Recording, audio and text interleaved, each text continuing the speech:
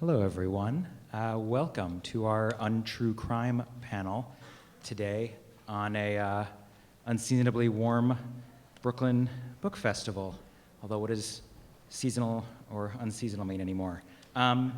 So I want to say hello, I am Ryan Chapman. I'll be moderating our program with our wonderful authors. We are going to be having a short readings, then a short discussion, and we'll have some time for audience Q&A. And I'll probably say this a few times, but all of our authors' books are available for sale outside, and they'll be signing afterwards. I have not fact-checked. I know that they have Joyce's most recent novel. They might not have all of them, but you should certainly buy them because they'll be supporting our authors, and they'll be supporting a wonderful independent bookstore, which is Greenlight, one of my favorites, and for any of us in Fort Greene or Prospect Lefferts Garden, a community linchpin. I think that might be most of the introductory parts for me. I'm going to quick read our authors' biographies, and then we'll get started with the readings and the discussion. Starting at the end and going alphabetically. Nicholas Mancusi's writing has appeared in the New York Times Book Review, Time Magazine, The Daily Beast, NPR, and many other publications. His short fiction has appeared in Joyland and the most recent issue of McSweeney's. His debut, A Philosophy of Ruin, is published by Hanover Square Press. And Nick was raised in New York and lived in Brooklyn.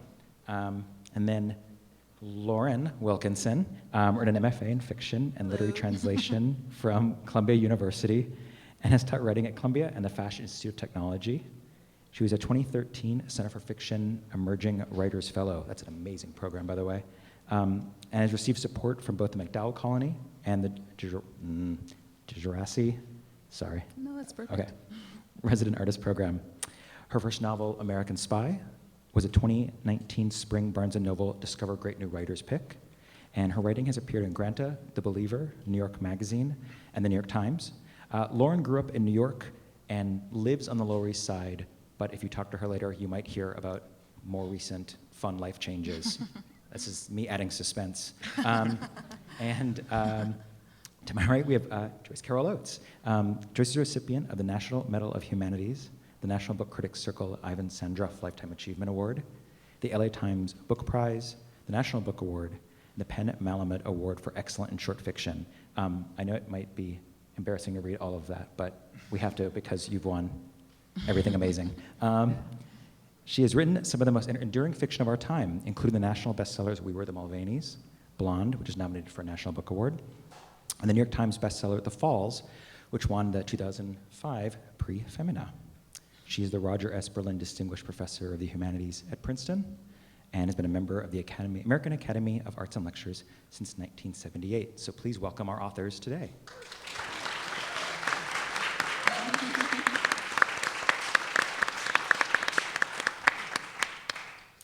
And Joyce, do you mind reading first? I'm just going to read a couple of, really just a few paragraphs. From my new novel, My Life as a Rat, the first chapter is this long. It's called The Rat. Go away, go to hell, rat. You don't get another chance to rat on anybody. It's true, you will not be given another chance. There is just the one chance, the first. Then I'll read a couple paragraphs from the third chapter. The title of this is Disowned. Once I'd been Daddy's favorite of his 7 kids. Before something terrible happened between us, I am trying still to make right. This was in November 1991. I was 12 years, 7 months old at the time. Sent me into exile, 13 years. To an adult, that is not a long time probably, but to an adolescent, a lifetime. Who's Daddy's favorite little girl? Violet Rue, little Violet Rue. When I was a little girl, Daddy would kiss my nose and make me squeal. And Daddy would lift me in his strong arms and pretend to toss me into the air. So I was frightened but did not let on, for Daddy did not like scaredy-cat little girls. There was an intensity to this, the lifting in the arms, the impassioned speech. A delicious, fiery smell, Daddy's breath, fierce and unmistakable, and I had no idea why, that he'd been drinking whiskey, but knowing that this ferocity to be the very breath of the father, the breath of the male.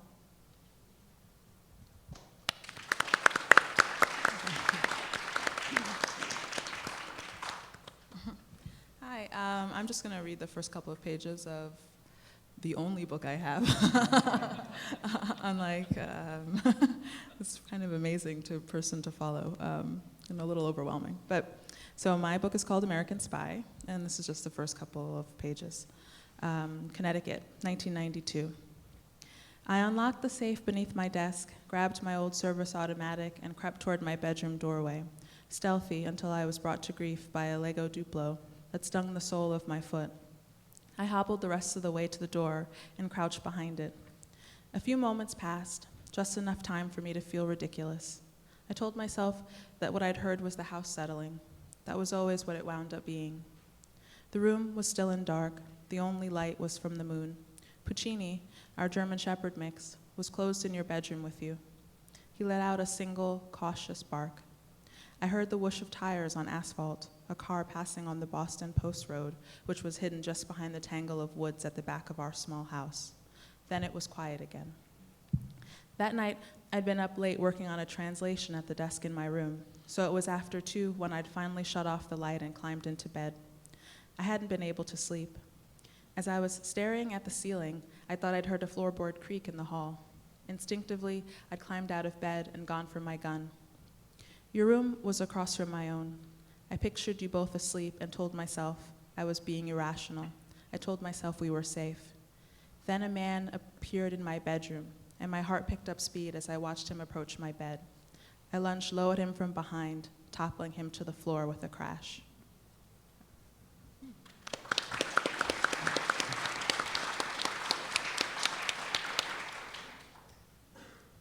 So, I too will read from my first and so far only novel.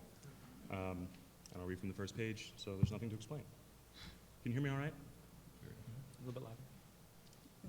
Maybe this one better? This This one guy's better. How about that one? Oh, that sounds better. Okay, great. Oscar Boatwright's mother had died in her seat during a flight from Hawaii to California, and his father had been made to wait for 3 hours in the same aircraft as her cooling body. This information had been relayed to Oscar via telephone by an airline representative who spoke in a managed tone that simultaneously conveyed measured sympathy and complete legal indemnity. The plane was still in the air. It was an hour drive to the airport, and Oscar decided that the best course of action was to compress his emotions into a small, square feeling in the middle of his solar plexus to be dealt with as soon as possible, but not until after he had picked up his father. As he sat in silence by himself during the drive, he felt his emotions begin to armor themselves, or perhaps flee the field entirely. Now Oscar stood at the gate with another airline employee who wore a white short-sleeved shirt with epaulettes and golden trim. The man had met Oscar at the terminal and explained several things while Oscar took off his shoes and belt and they walked through security. What he had said was doubtlessly important, but Oscar hadn't listened or had already forgotten. They stood silently as ashen-faced travelers passed them on their way to meet their drivers, each imbued with an awful power by the story they would soon tell of what they had seen on the plane. Through the terminal's cathedral-tall panes of glass, Oscar could see an ambulance out on the tarmac. Its sirens and lights were not on. Above him, the airport PA announced an imminent departure. At the top of the ramp appeared his father, Lee Boatwright, flanked by 2 more airline representatives, slightly softer at the edges than the last time Oscar had seen him 14 months ago. He wore a blue Hawaiian shirt. One of the men at his side had his carry-on. "Dad, Jesus Christ," Oscar said. One of the reps was saying something to the effect that he would like to take them to see someone in an office. "Oh, Oscar, it was just like that." Lee snapped his fingers. "There was a terrible scene." I'll stop there.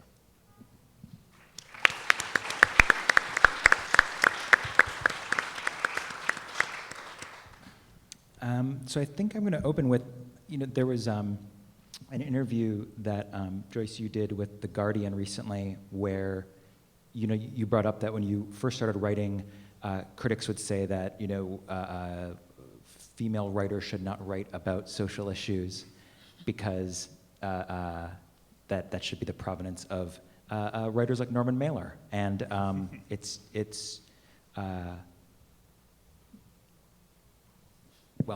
incredible how retrograde it is. But I was wondering about, and this might be just kind of a general question, just about, how you, all three of you, kind of approach the subject of violence in your books, because there is horrific violence in all three of your novels, and at times like more cinematic violence. And as like a writer, I'm fascinated by like how do you approach it, how you modulate it, like what drew you to it. Do you want me to? Yeah, respond? sure.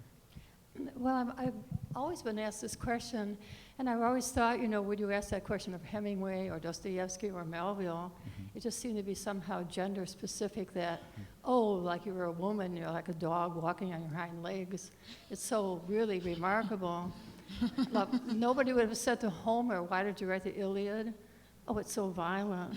It's so naive and hypocritical, as if there isn't so much violence in the world.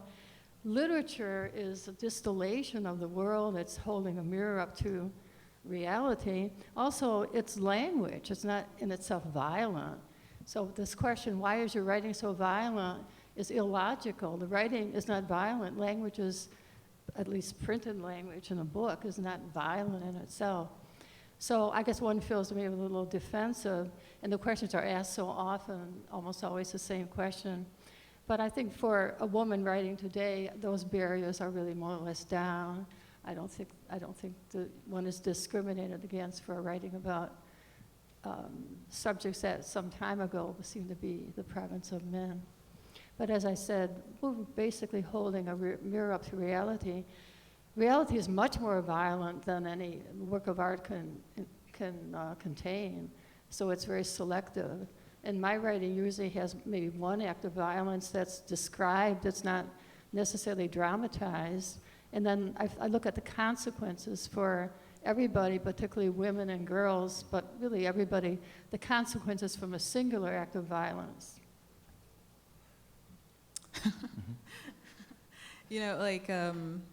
I should have been formulating an answer to the question, and instead I was just listening to this answer.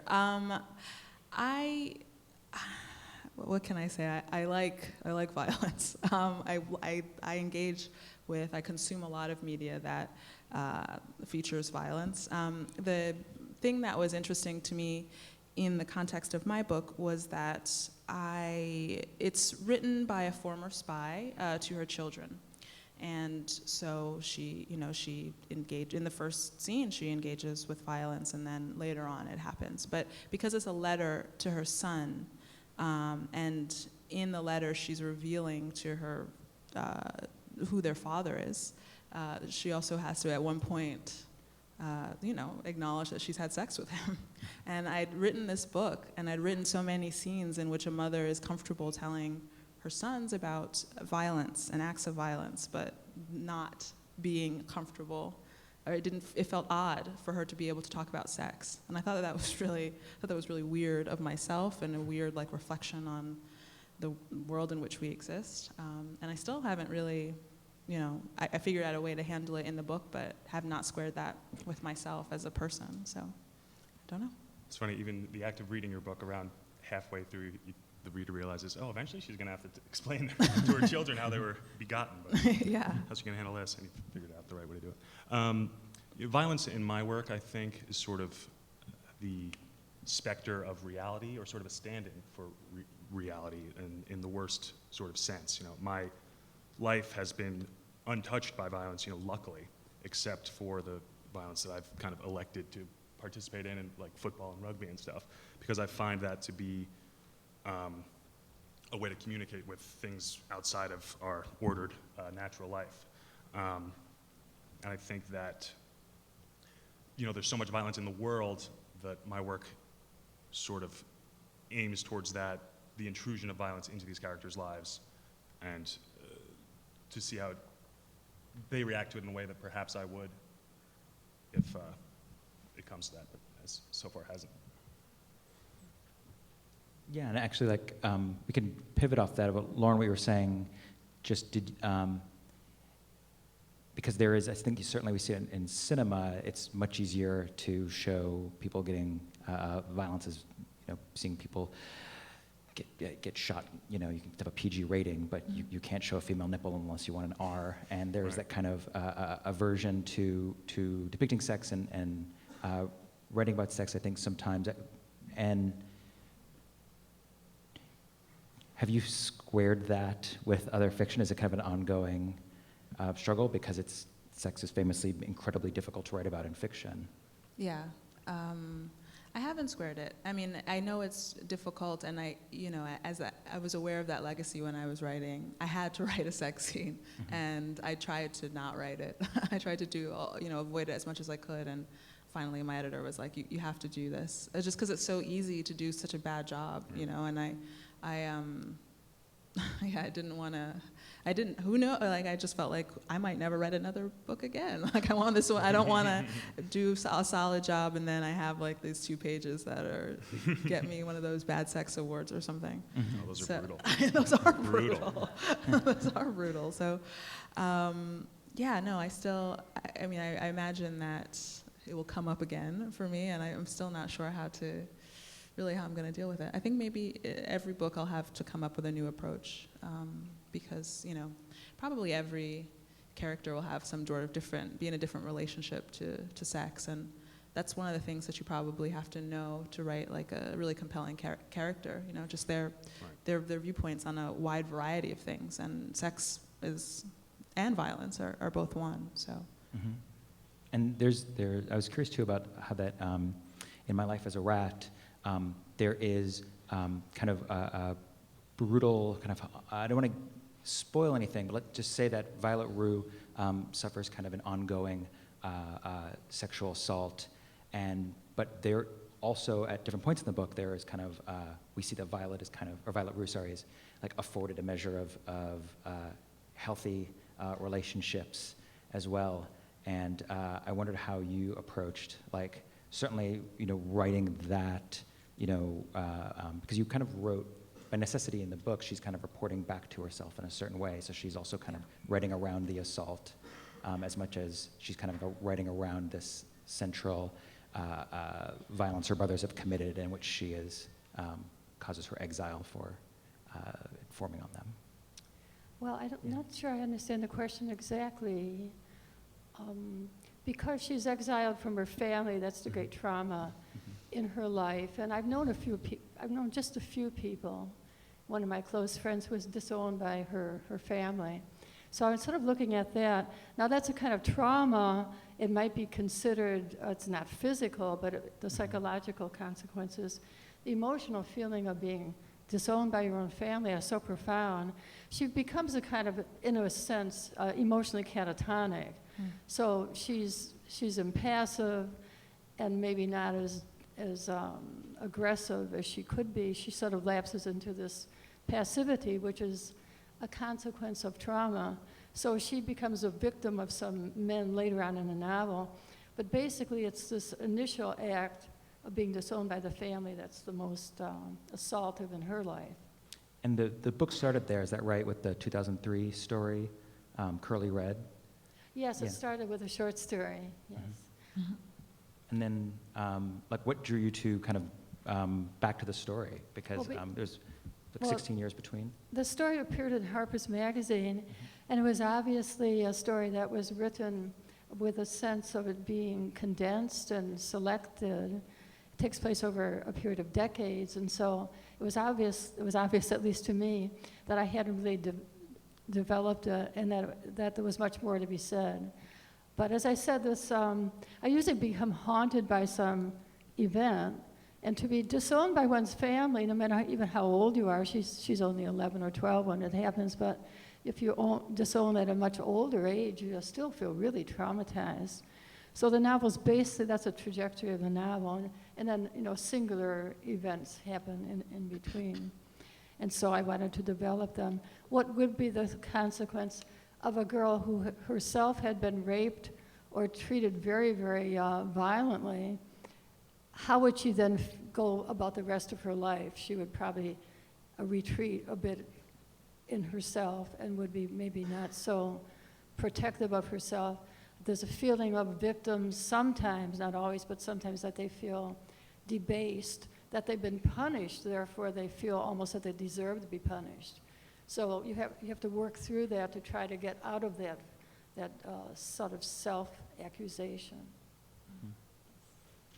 Yeah, and just also I was going to ask Lauren and Nick, like how your books came about, because I think I know a little bit about Nick's story, but I was curious because, sort of like Lauren, like American Spy reads as if you like wrote it in one go. It's very propulsive, but I gather from doing some detective work that it was not like that at all. It was, I wish. But Nick, do you want to? Sure. I mean, I sort of did write mine in one go, only it was 8 year ago. I wrote it in this order, essentially. And it began with the first sentence in which my main character's Oscar's mother dies on a plane. And that was because I had sort of wondered to myself, what an awful thing that happens. What then happens? This is something that occurs. What's the protocol involved when that happens? And I didn't necessarily research the actual protocol of how the airlines handle it, but the way that might inflect a life, or sort of that's an intrusion of violence like we were speaking of in a certain horrible way. And that's sort of the first thing that tips Oscar's life into a trajectory of ruin, sort of downward trajectory. And it was just a matter of kind of starting there, figuring out how his life would become harder and harder, or sort of fall apart to such an extent that he would do something as crazy as he eventually agrees to go on a one-time drug run for a student of his. It's a long story, short book, long story. But that was the first, lighting the powder keg that eventually blows up around 2/3 along. But it's similar similar to the way that Violet, she experiences her disowning as a kind of death of her family. Her roots are sort of immediately severed in a way that is traumatic. And I actually felt that that's a very sort of unrooting thing for anyone to go through, and Oscar goes through a sort of similar experience. So the first idea of your book was the first scene? Absolutely, and truly, I think I wrote the first sentence and then walked away. Wow. And then I sort of later on wondered, I guess who is this character? Where does he live? And then I sort of had the first half of the book on campus, where this philosophy professor's life slowly just falls apart. And I sort of knew that something would happen, and I wasn't sure what that would be. And then eventually I determined that he would go on this sort of ill-advised road trip. That's quite ill-advised. I found that interesting because your book goes someplace just so unexpected from the beginning that I was surprised to. Yeah, well, I didn't expect it either. So. which is great. My book started as a short story. I went to grad school. The first year I showed up with a thing I was sure was going to be the novel that was going to make my name, and at the end of the year I realized it was god-awful, and I threw it away. And then my second year I had nothing. So in the spring semester I had a class called Suburbia and American Unhappiness with John Freeman. And he gave us a prompt. My book started with a prompt in grad school. It was about suburbia. We had to write a story about suburbia that wasn't the traditional, what we see, like the middle class yearning, like John Cheever, John Updike kind of place. So I thought black female spy, because that's literally the opposite person to Rabbit, So, and then John was the editor of Granta at the time, and he eventually published the story. And then, the woman who would become my agent read it, asked if she thought I could write a novel. I was like, yeah, sure, I'll try. And the rest is, a very long 7-year history of actually sitting down and writing it. But yeah. And that story, it doesn't appear sort of as such in the book, right? It's like the beginning. It's been a long time since I even looked at it, but I felt like I had the idea. I knew where I wanted to go in the short story. Right. So it was kind of like the opposite. Like I had like the tent poles of the beginning, middle, and end. But then, you know, like a big difference is the short story was third person, this is first. Like, you know, what I ended up doing is I just wrote it over and over again. I wrote it like the same story a half dozen times, changing little things in the beginning that had this butterfly effect that would really, really change, like cause a big consequence at the end. So, like for example, I switched the birth order of the two. There are two sisters in the book. The main character and her sister, and I switched their birth order, and that had like a profound effect on the plot because when I understood her as an older sister, she had a different relationship with the world and was able to do things or go out into it in a way that I couldn't get her to do when she was the younger, more sheltered daughter. And I'm curious, at what point did you kind of decide on the political time frame? Had you had an interest in the 80s unrest and coup in Burkina Faso early, or did that come about as you're working on it? I think I had a general interest in the Cold War because I feel that it's like the silent thing that really defined a generation, you know, and I feel like it still actually has a real presence in our current political landscape. So I knew I was interested in that, and then Sankara specifically, you know, there aren't that many, you know, West Africa is like a Cold War theater is not really a very common narrative in American fiction, so I felt like, you know, if she was going to be a spy, then this other person who I was interested in historically and admired and existed in this particular time, you know, where the Cold War was still really present in people's minds, was something that I was really interested in. And Joyce, I was also curious about like how you arrived at Violet Rue's voice, because I think part of the beauty of the book is, you know, she kind of engages you from the first, and she's essentially kind of like working through her trauma by explaining herself to herself. And it is this like what sounds like near impossible to pull off, but you pull it off beautifully, which is that, you know, looking backwards at your life as you suffered this trauma and retaining the experiences of when she was 10 and then a teenager and then growing into young adulthood, and then even into her 20s, and doing that kind of like doubling of looking at herself as an adult and looking back and retaining that voice. Did that come up, was that there pretty early, or did that come about through just drafts and drafts? The actual writing? Well, there's sort of two timelines in the novel. One focuses on just making her way in the world and somehow establishing some identity and even a new family of, she keeps trying to connect with people, which is really sort of difficult. But then the other timeline, which is always in the background, since she informed on her own brothers who were involved in a crime we would call like a race hatred, hate crime. She informed on her own brothers who've been sentenced to prison for a finite period of time. They can get out for good behavior at some point. Now, that doesn't necessarily apply. It might not happen. She doesn't really know. And so she's always anxious and aware of whether they might be getting out. So there are many little chapters. It's written like a prose poem. She's always concerned with being somewhat in disguise, like she changes her hair color, she changes her personality when she meets people. It becomes obsessive and neurotic, and there's some people who do that, I think even no one's necessarily following them, a kind of fluidity of personality so that there's almost nobody there. It's like she's trying on these different roles to see what you can get away with or what you can do. I mean, maybe some of us in the room do this all the time. You know, you think of the upcoming day as something you're going to get through. It's a kind of masquerade or impersonation, and so you sort of take on the camouflage of what's around you. And so she's sort of nervously aware, and I as a writer, I'm always tracking also, you know, how long is it before one of these brothers gets out of prison, and he's already said he's going to get her. He's going to go after her, so that's like these two time dimensions that are playing out. Mm-hmm.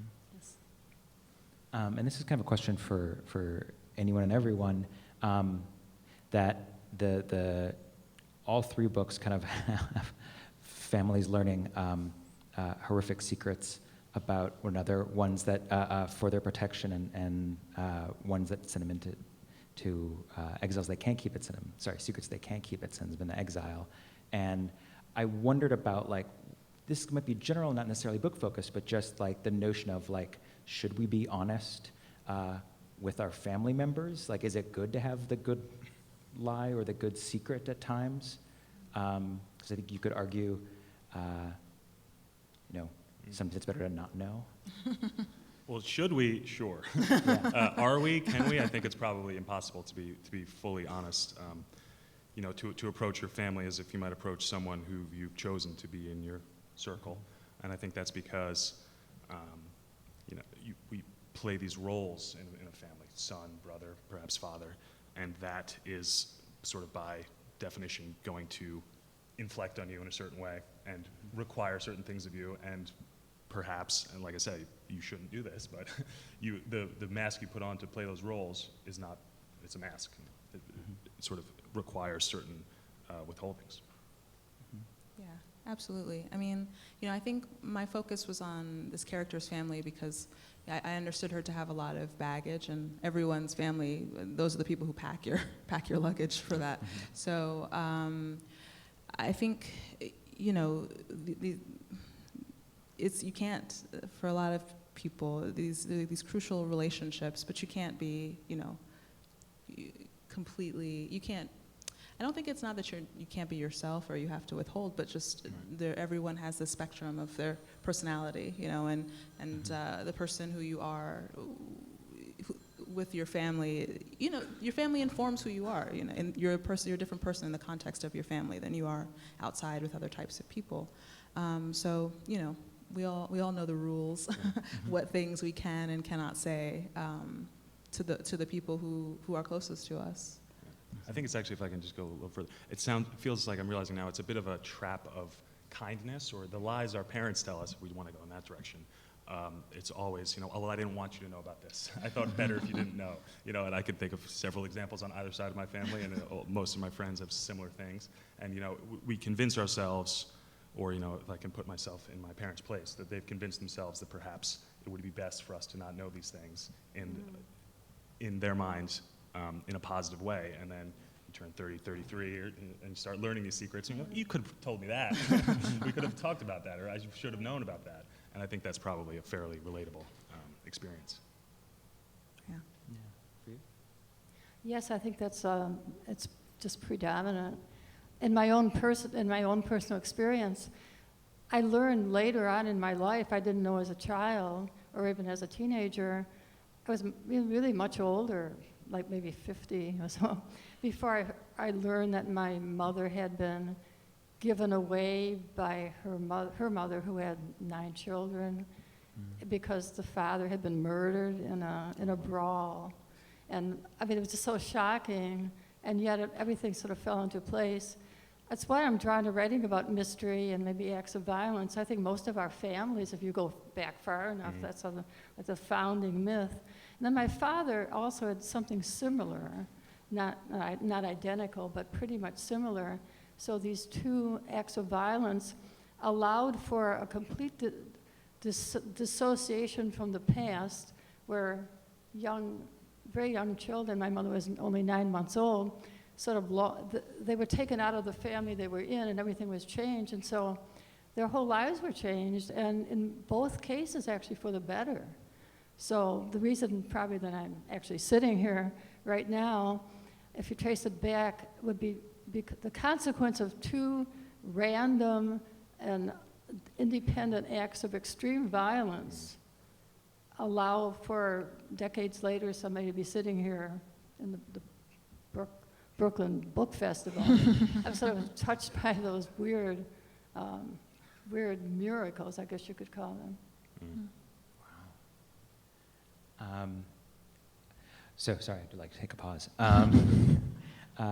There's also, I think, a sense, certainly Marie experiences this in American Spy, and to some degree, Violet Rue does when she works as a cleaning woman in her young adulthood, of just this idea of essentially like having your fate manipulated for you, and maybe learning that the agency you thought you had might have been kind of orchestrated by someone else, or that it's been circumscribed by someone else, and you maybe only find that out too late. And it was something that I'd be kind of curious in a general sense to talk about. You know, that's what also I think helped both My Life as a Rat is set in the 80s and 90s, and also American Spy, but those concerns felt extremely current about people kind of fighting for more freedom in a general sense, but just kind of exercising their personal agency when they're not allowed to, whether they are it's because of entrenched sexism and racism in the FBI and CIA, or just literally the entrenched sexism of the world. If you could speak to, like, you know, it's hard because like my question is essentially like, what do you think? Because like as a reader, I was like, this is phenomenal, and I felt like it was helped me. It was cathartic to kind of feel like I was understanding more about like today through these looks back. Yeah, I think it's very hard not to talk, even no matter what year, you know, your book is set in. It's hard not to talk about the present, I think. And one way that I noticed that happening was, you know, because I'm just like this constant flood of social media, and I'm constantly reading things online, and then, you know, you're being inundated with all this information, and our present day is such a specific one that in fact I had to kind of take some things out where I was like, okay, this is too much, like, you know, this is too much, like, this is too specific to right now. The things that I wanted to talk about, I feel like they feel present, and they feel like they happen today because they've always been happening, you know, like, I think that there are elements of this, you know, society that we live in that have never really, the dysfunctional elements have never really been healed, and we keep reliving them and re-going over them in different manifestations and in different generations. But because we haven't gotten to the root of what that problem is, you know, we just keep doing it. We keep doing the same thing, the same work in different ways based on a generation. So I felt like pretty aware of that when I was writing. So although I wanted to write about the Cold War and like the political manifestations of that, I knew that I was also writing about our current political landscape. Well, my book doesn't really claim to address any political or societal injustices, but if there is an injustice in my book, it's the injustice of the nature of reality itself, based on, you know, free will. You know, these things sort of feel, the notion of free will versus determinism can be a sort of free-floating philosophical one, but I think it does sort of immediately trickle down into political decisions and ethical ones, obviously. Yeah. Yeah. Should we jump to questions? Well, one of the things I was writing about that I guess is relevant today is this extraordinary, in some quarters, really unexpected backlash that you get. An act of extreme violence is perpetrated against a person of color, let's say, as happens quite often in our society. And then a kind of, you know, agitation arises around that, seeking justice, which makes a lot of sense. But then there's a backlash against that. And that's sort of the era that we're in right now. You know, after the election of Obama, it seemed that we had reached a kind of plateau of equality or sanity or whatever.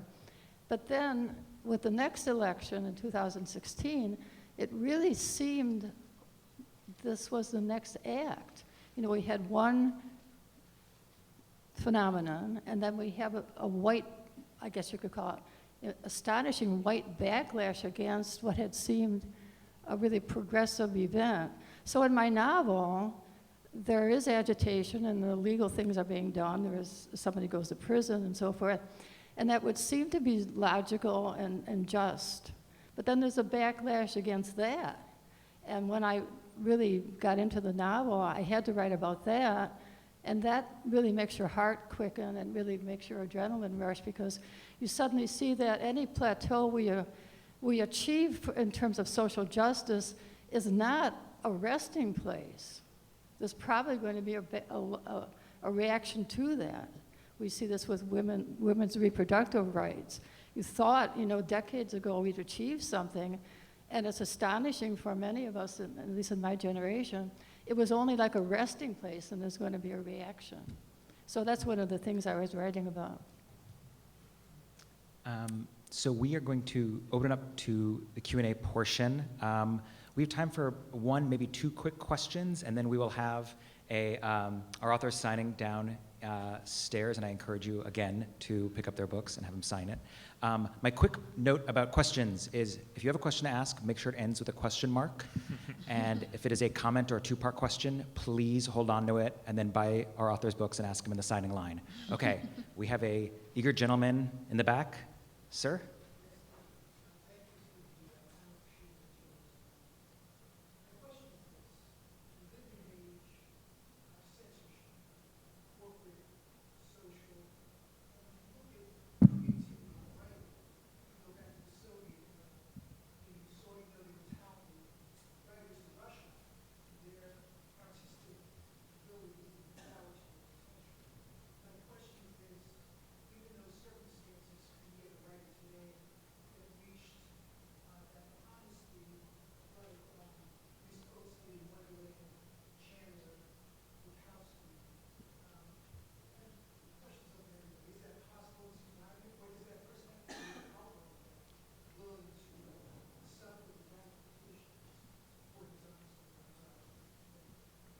Okay, you guys all hear the question?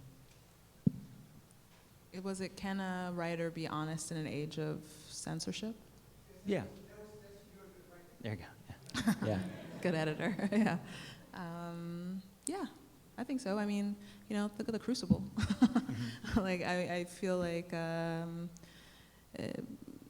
are better examples than my own book, but I did try to be honest. I didn't feel that. I was aware that I was creating something in a product. I'm creating something that will be bought and sold, that'll be consumed. So you have to be aware of that when you write, but my preoccupations weren't about whether or not I could be honest, I guess. I felt I could be. And it made Obama's summer reading list. It did. Me and Barry. Yeah. Joyce? Well, it's a difficult question to answer, really, because a lot of censorship, I can think, is self-censorship. So when I was writing this novel, which is partly about racism, there are racists in it, and they say terrible things, and they use pejoratives that are not really allowed any longer. So my publisher said, if you have these slurs, these awful words in the novel, they may very well be taken out of context and put on Twitter or social media as if you said them. So confronted with mitigating the language of racists and making them sound benign, I just cut those scenes completely. So I don't know if that's giving in. I didn't really have a good deal of choice about it. Certainly a novel like Huckleberry Finn, with the pejorative, of racial pejorative that's used 200 times in the novel, it presents real problems in 2019. It's one thing to say that we believe in freedom of speech and freedom of the press. It's another thing to actually be trying to teach that novel in a public school. It's not that easy to actually do it existentially. Some words have been so poisoned in the culture that you can't argue that a work of art containing them can detoxify them, if that makes any sense. So, as I said, it's a hard question to answer, because if you are a writer and you're writing about extreme things, can you use extreme words and pejoratives that in themselves are considered taboo now? that's a question that we could have a whole panel discuss. Well, you know, if the contention is that we're living in an age of censorship on par with the Soviet Union, I would probably disagree with that. But the difference being, and it's a big one, is that you know, I never felt like I was going to be censored by someone, you know, on my side. But the fact is that these days, if someone dislikes my book or finds something wrong about it, they can tweet at me. You know, it could happen 500 times as I'm sitting here. I turn my phone off. Maybe it's occurred.